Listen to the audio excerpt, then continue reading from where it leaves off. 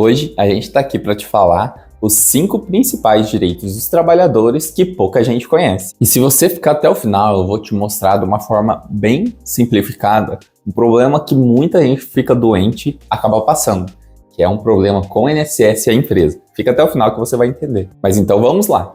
O primeiro desses 5 direitos é o direito à estabilidade. A principal ocorrência da estabilidade é quando acontece um acidente no trabalho. Por exemplo, você sofreu alguma queda ou alguma coisa caiu sobre você, você tropeçou ou de alguma forma se machucou ali no trabalho, de uma forma mais grave, né? Não algo que seja absurdamente simples e superficial, como por exemplo um arranhão. Isso não vai gerar nada porque tem que ser algo que acaba gerando um afastamento da empresa. Então é importante que você saiba que nessas hipóteses em que você se lesionou ou teve algum problema de saúde ali por causa do trabalho, você tem direito à estabilidade. Mas como é que funciona? Tem algumas coisas que devem ser observadas. O primeiro ponto é que o afastamento pelo INSS tem que ser na modalidade acidentária.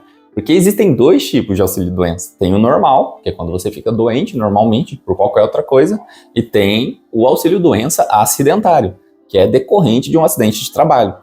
Então, é por essa hipótese que você deve se afastar, mas só quando, de fato, tiver acontecido alguma coisa no trabalho. Nessas hipóteses, a empresa também tem que emitir um CAT, que é um comunicado ao INSS, de que aconteceu um acidente ali. E, além disso, tem mais um requisito, é que esse afastamento deve ser superior a 15 dias. Porque se for menos de 15 dias, isso não vai te gerar um direito algum, já que na legislação é previsto que precisa ter esse afastamento pelo INSS por essa modalidade. Então, por exemplo, se você teve um acidente de trabalho, mas só foi por 5 dias necessário ficar sem trabalhar, e depois você já se recuperou e voltou a trabalhar normalmente, você também não vai ter direito a essa estabilidade. Isso é até discutível na justiça, mas eu já te adianto que é muito difícil conseguir. Então, você viu que essa estabilidade pode acontecer, mas que existem alguns requisitos. Ou seja, você ter se afastado pelo INSS nessa modalidade acidentária e que você tenha ficado afastado ali sem poder trabalhar por mais de 15 dias. E qual que é essa estabilidade e como que funciona?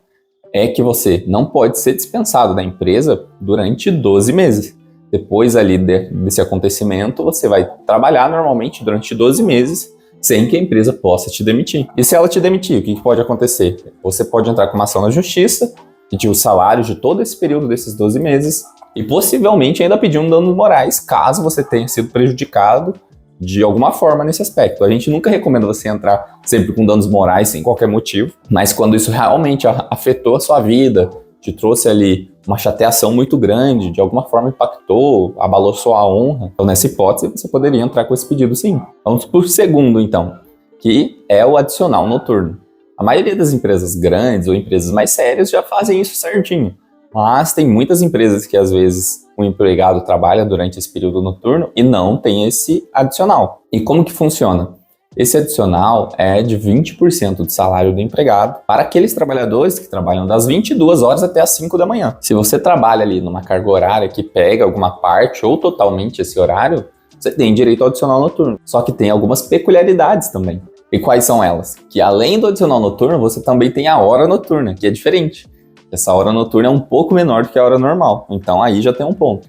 E tem um segundo ponto, é que muitos acordos de sindicato, as convenções coletivas da categoria, estipulam que esse adicional noturno pode ser maior do que 20%, e às vezes é maior, 25%, 30%, só que daí deixa de considerar essa hora noturna. Então, nesse caso, você estaria trocando uma coisa por outra, ou seja, você trocaria essa hora noturna menor e passaria a ser normal, hora normal, considerada, ao mesmo tempo que você receberia um adicional noturno maior. Isso é bom por um lado e ruim por outro, que você trabalharia um pouquinho a mais, mas ganharia mais também. Então isso é permitido por vários sindicatos e muitas das vezes é feito e aceito pela justiça. E vamos para o terceiro ponto então. E o terceiro é que nem todas as suas faltas podem ser descontadas. Você sabia disso? Existem algumas hipóteses previstas na legislação do trabalho que autorizam você faltar sem que seja descontado nenhum centavo seu. E essas hipóteses, dentre elas, existem várias, mas as principais são quando você está com um atestado médico, porque você teve algum problema de saúde, ou em caso de casamento, ou quando há o falecimento de algum familiar próximo, também quando você precisa comparecer à justiça por algum motivo, e até mesmo a doação de sangue permite essa falta sem desconto. Então, se você já passou por alguma coisa dessas e foi descontado, saiba que está errado.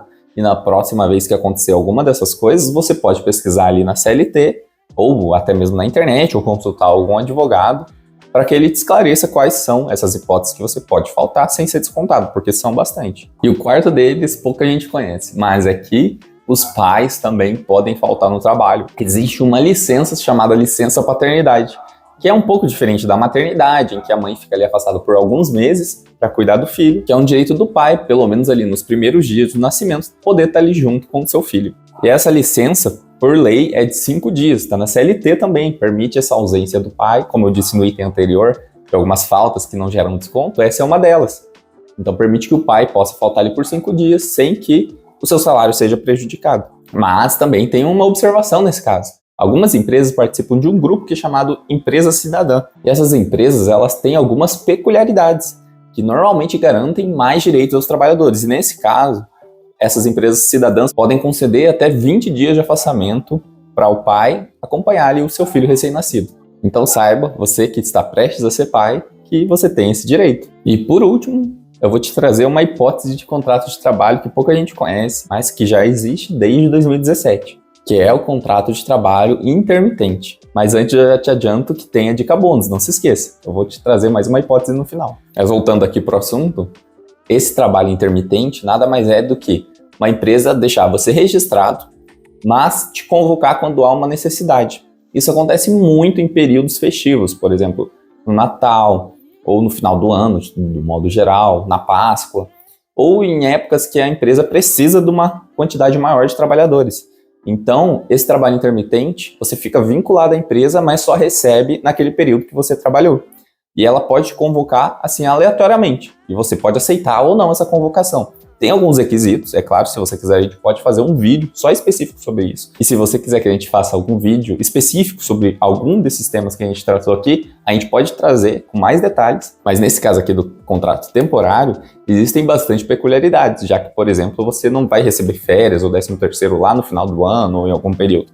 Você já recebe todos esses valores após esse período que você trabalhou. Vamos supor que a empresa te contrata para 10 dias, então você vai trabalhar os 10 dias, vai receber tudo referente àqueles 10 dias. As férias, 13º, proporcional, tudo. Então tem bastante peculiaridade nesses casos. Mas é uma hipótese trazida que não existia antes e você está vinculado a alguma empresa, ou várias na verdade. Até mais de uma, né, no caso. E mesmo assim só trabalhar quando for convocado, já que às vezes você pode fazer algum serviço de autônomo e de vez em quando trabalhar registrado nessa hipótese de intermitente.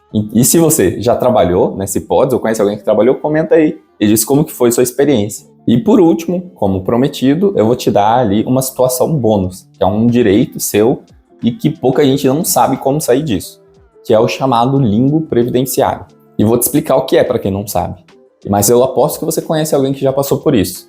Que é, você fica doente, ou sofre um acidente, ou qualquer outra situação que acaba te afastando do trabalho. Aí você entra em benefício pelo INSS, ou às vezes nem chega a entrar em benefício pelo INSS, mas precisa ficar um longo tempo afastado, às vezes meses, talvez anos.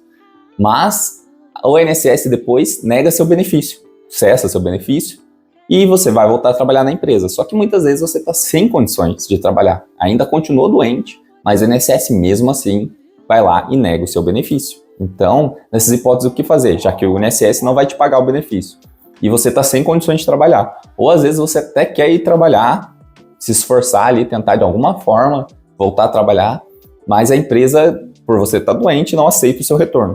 O que fazer? E de quem é a obrigação de pagar? Seu salário, nesse caso, do INSS, da empresa, ou você fica ali sem receber nada mesmo? Então, resumindo bem esse assunto, que também a gente pode fazer um vídeo mais detalhado, nessas situações, quem vai pagar é geralmente o INSS, se você continuar insistindo ali no INSS. Por exemplo, você vai entrar ali com um recurso, ou depois você entra com uma ação judicial, e na ação judicial às vezes você ganha ou perde e entra com recurso de novo, dentro da justiça, daí no caso. Então, nessas hipóteses que você acabar optando por recorrer ou por insistir nesse benefício, quem deve arcar é o INSS. E qual que é o risco disso? É que se o INSS negar no final de tudo, vamos supor que você perca essa ação na justiça, ou no próprio INSS eles neguem esse benefício de todas as formas, você vai ficar sem receber durante todo esse período mesmo. Esse é o ponto. Mas, por outro lado, se você tentou voltar para a empresa, ou a empresa de alguma forma te impediu de voltar, vamos supor que o INSS já negou o benefício, você nem insistiu mais e já foi para a empresa. e a empresa negou. Ou você foi passar pelo médico da empresa, ele que negou que você voltasse.